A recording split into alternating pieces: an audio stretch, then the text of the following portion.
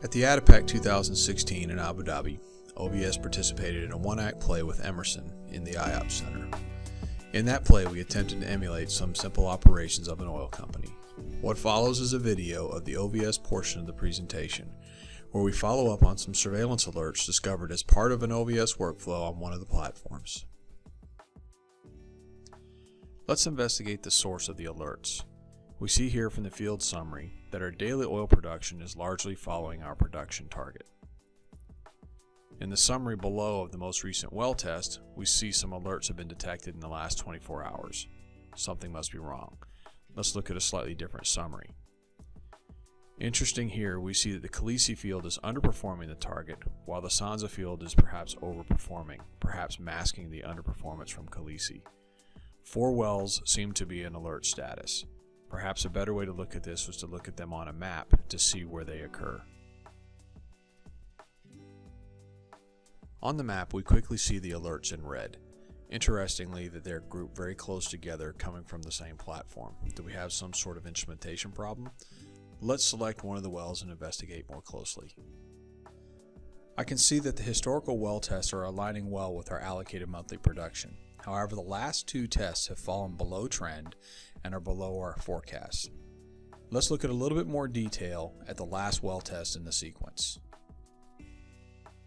On this well, we have a multi-phase flow meter and multi-port system from Emerson.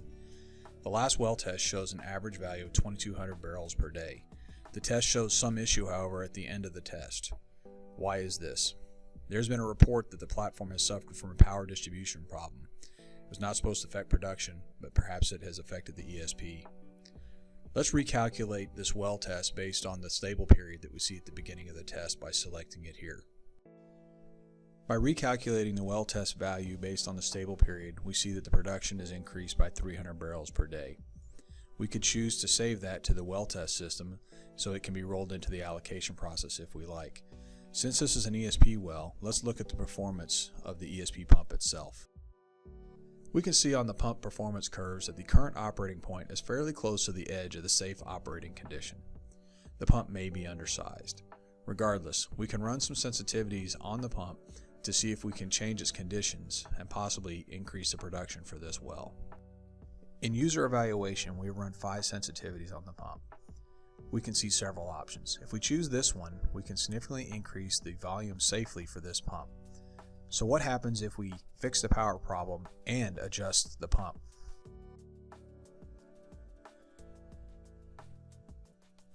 So based on these new adjustments, we can see that a new virtual test would line directly on our upper forecast for this well.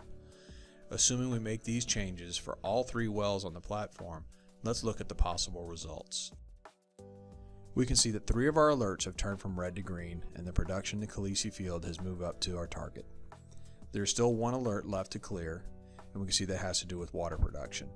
Perhaps there's been an earlier than expected water breakthrough in this area. We need to investigate the model. Here we see the reservoir model dashboard related to this alarm. We will hand this over to the reservoir group for proper evaluation. This presentation was part of a larger one-act play.